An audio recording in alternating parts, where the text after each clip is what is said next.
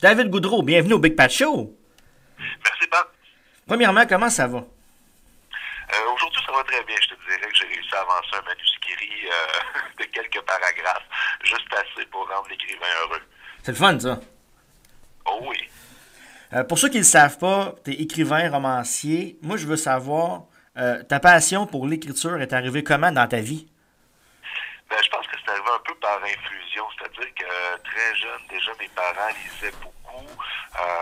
J'allais souvent à la bibliothèque. Il y avait quelque chose dans les livres qui me fascinait de pouvoir, juste avec des mots et avec des codes assez simples, finalement, avec 26 petits symboles, finalement, qui est l'alphabet, réussir à créer des univers, à créer des mondes, des personnages, à faire voyager, à faire ressentir plein d'émotions différentes. Il y avait quelque chose là-dedans pour moi qui était vraiment fascinant. Puis, donc, j'ai lu beaucoup. En fait, j'ai l'impression que la plupart des personnes qui écrivent sont d'abord des lecteurs. En tout Ouais, cas, ouais. ceux qui écrivent bien, normalement, ils ont lu quelques livres avant. Et voilà. Alors, je suis venu à l'écriture par la lecture d'abord. OK. Ton inspiration pour les textes, tu trouves ça où? Comment que ça arrive, ça? Euh, Au niveau de l'inspiration, moi j'écris beaucoup sur les relations humaines. Dans les romans, je fais surtout des trucs un peu humour noir, même un peu trash par bout. Donc, ça vient en partie de ce que je vois et de ce que je lis dans les faits divers et sur les réseaux sociaux et un peu partout. Finalement, c'est comme l'espèce de quotidien. Puis en même temps, moi je travaille en social de formation, donc j'ai travaillé auprès de personnes en détresse, j'ai aussi travaillé auprès des victimes d'actes criminels, donc OK. des gens qui se sont retrouvés à vivre de grands drames suite à des crimes et tout. Puis j'ai l'impression que c'est un peu tout ça que je mets dans mes livres, toujours en respectant la confidentialité. De toute façon, je n'ai jamais pris une situation telle quelle pour la mettre en récit. OK. Mais c'est un peu l'ambiance qui se dégage de ce genre de situation-là, la détresse que les personnes peuvent vivre, le genre de personnalité aussi que peuvent avoir les criminels ou les gens avec des troubles de santé mentale qui vont commettre des gestes impressionnants, disons-le comme ça, de façon parfois tragique. Ben, moi, tout ça m'inspire beaucoup. J'essaie d'aller comprendre qu'est-ce qui s'est passé derrière, c'est quoi les mécanismes qui mènent quelqu'un à OK. se rendre aussi loin, puis voilà. Ah, ben, crème. C'est bon, ça. Puis, qu'est-ce que tu n'as jamais écrit puis que tu rêverais d'écrire comme sujet? Ah, ben tu vois, là, il y a quelque chose qui me trotte dans la tête. Là. Je pense que je vais me lancer dans un livre de science-fiction, en fait. J'ai jamais vraiment écrit de la science-fiction, puis il y a quelque chose qui m'intéresse là-dedans, qui me fascine. Donc là, mon prochain roman qui va paraître en septembre, toujours chez Stanquet, on est encore beaucoup dans les relations humaines, c'est une histoire de dynamique familiale complètement troublée, troublante. Et donc, je vais faire le travail d'édition, tout ça autour de cette histoire-là. Puis après, je pense que la prochaine sur laquelle je vais vraiment mettre de l'énergie, ça va être un récit de science-fiction. Donc, j'ai déjà deux, trois idées, mais j'ai envie d'aller explorer cette avenue-là. La science-fiction, je pense qu'il y a des trucs vraiment géniaux. C'est Ah pour la ouais. science-fiction. Il y a aussi des trucs très ordinaires. Je pense que la ligne est mince entre trouver un angle original. Puis en même temps, il y a quelque chose en science-fiction qui permet beaucoup, beaucoup, beaucoup d'horizons finalement à l'histoire parce qu'on peut justement rentrer des technologies nouvelles, on peut Non, mais. avoir des personnages avec des dons ou des outils particuliers. En tout cas, je vais essayer de trouver une façon de faire un roman de qualité très littéraire, puis en même temps vraiment camper dans la science-fiction. Ouais, puis tu peux pousser plus loin avec ça aussi, la science-fiction, fait que c'est le fun. Ouais, effectivement, il y a quelque chose qui permet d'être un peu plus fou, je pense, dans l'écriture, mais en même temps, c'est ça le danger, c'est qu'il faut que ça demeure réaliste ou crédible, il faut que les lecteurs embarquent. Donc, je vais essayer de relever ce défi-là, je pense. Euh, Est-ce que écrire pour toi, c'est une manière de t'exprimer dans la vie? Ben, c'est clair, je pense que de toute façon, n'importe quelle forme artistique contribue à l'expression. Puis même pour les personnes qui les lisent, pas juste pour les personnes qui écrivent, mais des personnes qui lisent les histoires ou les poèmes, peu importe ce qu'on écrit, par identification, c'est une façon de se projeter dans des personnages ou dans des mots même que d'autres peuvent écrire, mais c'est c'est toujours un rapport à soi, puis un rapport à l'autre à partir du moment où Oh, ouais. on est dans l'écriture. C'est clair qu'on se met dans ces mots, puis je pense que comme lecteur aussi, je pense que même dans la lecture, on essaie toujours de voir dans ce qu'on lit qu'est-ce qui nous ressemble, en quoi est-ce que Ça, c'est vrai. Ouais. on peut s'identifier ou même au contraire se dissocier. Mais même à ce moment-là, on est encore dans le rapport à soi et à l'autre. Euh, Juste avant de parler de ta trilogie, je veux savoir, qu'est-ce que David aime lire, lui?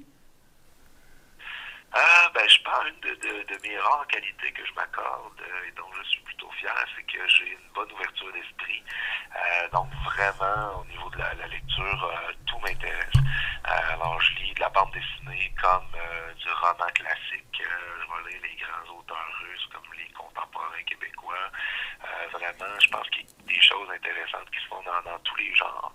Puis j'essaie de ne pas me priver finalement de découvertes. J'essaie d'être le plus curieux possible, d'aller parfois même à contre-courant, c'est-à-dire oui, lire les classiques, puis je dirais les œuvres qui ont fait leurs preuves, qui sont recommandées, mais aussi parfois aller lire des trucs très obscurs ou des choses qui ont passé un peu en dessous des radars. Puis aussi demander conseil aux libraires. Tu sais, souvent on l'oublie, mais les libraires, c'est des professionnels du livre, c'est des experts. Puis quand on leur explique un peu quel genre nous intéresse ou c'est quoi les derniers livres qui nous ont fait vibrer, ben eux, ils sont capables de faire des liens, d'en trouver. Donc, il y a quelques libraires comme ça avec le temps que j'ai découvert qui me connaissent bien puis qui me font toujours des bonnes suggestions.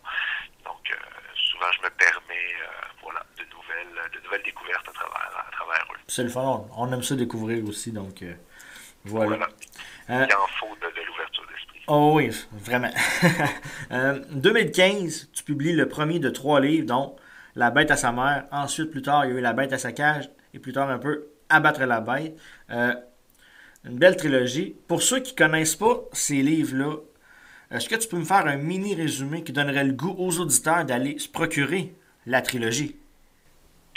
Ben, tes auditeurs sont probablement déjà fort intelligents, donc d'après moi, ils vont avoir la curiosité d'y aller. Mais si je peux les convaincre, disons que c'est une espèce d'ovni dans la littérature québécoise parce que c'est un roman qui met en scène un criminel comme j'ai l'impression qu'on en a peu vu. C'est-à-dire que c'est pas un génie du mal, c'est pas un tueur en série qui arrive de nulle part, c'est pas du crime organisé, c'est vraiment le criminel de la 4e page des faits divers. Le gars un peu croche, un peu à détresse, avec beaucoup de distorsion cognitive. Puis c'est là la particularité, c'est qu'on est dans la tête du gars. Donc c'est vraiment à la première personne, mais à la première personne avec sa perception, finalement, sa perception vraiment erronée, tout croche de ce qui se passe. Puis le lecteur, tout au long des romans, finalement, de la trilogie, est toujours appelé à se positionner, à se dire « Wow, c'est vraiment ça qui se passe » ou c'est le tout croche qui imagine des affaires. T'sais. Puis je me suis surtout permis beaucoup d'humour. Donc c'est un truc c'est de l'humour noir, c'est assez dur. Il y a quand même des trucs qui peuvent être troublants, mais c'est justement pour amener le lecteur à se positionner. Donc c'est pas une petite lecture douce, toute prémâchée. Il faut se donner la peine d'essayer de lire entre les lignes. Puis en même temps, c'est pas non plus quelque chose de compliqué ou d'inaccessible. Au contraire, moi je veux que la personne qui me lit embarque dans l'histoire rapidement, puis ait du plaisir. Donc c'est vraiment plein d'humour, mais avec un personnage extrêmement particulier. D'ailleurs, je pense que c'est ça qui a fait la force des romans, puis qui explique un peu le succès que ça a eu. C'est que c'est vraiment quelqu'un qui est tellement à côté de la plaque, puis qui est tellement drôle dans sa manière d'être tout croche qu'on a envie de le suivre dans ses délais, puis de voir jusqu'où il va aller finalement. Très beau succès. Ben oui, c'était une belle surprise en plus. Moi, je m'attendais pas à ce qu'il y ait autant de gens que ça qui embarquent dans l'aventure, mais c'est vraiment génial. Là. On est près, je pense, de 100 000 livres vendus. Donc pour le Québec, c'est super bon. Puis en même temps, bon, il a gagné quelques prix. L'idée, c'est pas juste d'en vendre, puis c'est pas non plus juste d'avoir des bonnes critiques, mais c'est surtout d'aller rejoindre un lectorat, j'ai l'impression de dire un peu plus large, quelque chose qui qui sort de l'ordinaire. Puis j'ai l'impression que c'est ce que j'ai réussi à faire, parce que moi, je m'attendais à rejoindre surtout de jeunes, des jeunes adultes qui aiment la littérature un peu sombre, un peu tranche et tout. Puis finalement, ce que j'ai vu, c'est que ça rejoint à tous âges, puis vraiment de façon plus large que je pensais. Mais ça, c'est le fun. Au départ, est-ce que tu savais que ça allait être une trilogie? Ou sinon, comment ça en est devenu une? Non, je pensais pas que ça allait être une trilogie. En fait, ça en est devenu une tout simplement parce que à la fin du premier roman, il y avait une espèce d'ouverture. Finalement, je laissais un doute planer sur ce que allait devenir le personnage. Ça se termine quand même. Chacun des romans se termine. Moi, je déteste ça quand on m'abandonne au milieu d'une intrigue. On se revoit la saison prochaine. Non, c'est ça. Donc, ça se termine avec une certaine ouverture, puis dans le fond, c'est carrément la pression des lecteurs qui m'écrivaient, qui me disaient on en veut plus, on voudrait retrouver la bête et tout. Mon éditeur aussi qui trouvait l'idée pas mal intéressante. Donc finalement, je me suis dit pourquoi pas, je pense que j'ai encore des choses à dire autour de ce personnage-là. Donc je me suis dit, tant qu'à en écrire un deuxième, on va en faire trois, on va faire une trilogie, puis après ça, on passe à autre chose. Donc c'est ce qui est arrivé. Bravo. Merci. Ça me plaise aussi. Pour finir, qu'est-ce que David Goudreau mijote pour 2019? Tu en as parlé un petit peu tantôt, mais tu peux-tu m'élaborer un petit peu plus? En fait, ce qui mijote, c'est un roman pour septembre, donc 2019. Donc, le prochain roman va paraître en septembre 2019. Puis, c'est carrément autre chose. On n'est plus dans l'univers de la bête, c'est d'autres personnages, c'est un autre monde. Je pense qu'on va quand même retrouver le style, évidemment, puis le côté un peu humour noir, mais on s'en va dans un autre univers. Puis, c'est vraiment le gros morceau qui va apparaître. Puis sinon, c'est mon spectacle au bout de ta langue, que je promène un peu partout au Québec. Je m'en vais à Paris aussi, à Tunis. Donc, l'idée de ce spectacle-là, c'est vraiment d'avoir un beau délire humoristique autour de la littérature québécoise. Donc, je me promène un peu partout. Je lis des extraits de mes poèmes à moi, mais aussi ceux de plein d'auteurs québécois. J'essaie de faire découvrir finalement ce qui se fait dans cette grande richesse qui est nôtre. Puis jusqu'à maintenant, la réponse est super bonne. Moi, j'espérais faire une dizaine de shows, on est rendu à 100, donc que du bonheur. Voilà, un roman et ce spectacle qui se promène. Écoute, je te souhaite du succès dans tout ça parce que tu le mérites, t'es bon, bravo.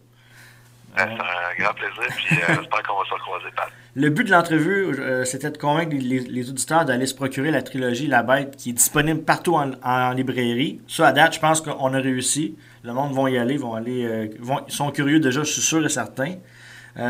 Faut que je remercie aussi Stanky qui m'a envoyé des exemplaires. Donc, on va se rendre sur la page Facebook du Big Pat Show dès maintenant. Puis vous allez pouvoir participer pour gagner une belle trilogie. David Goudreau, merci beaucoup de ton temps et de ta générosité. T'es bien fin. C'est un grand plaisir. Salut, Pat. À bientôt. Merci beaucoup. Bye bye. Bye.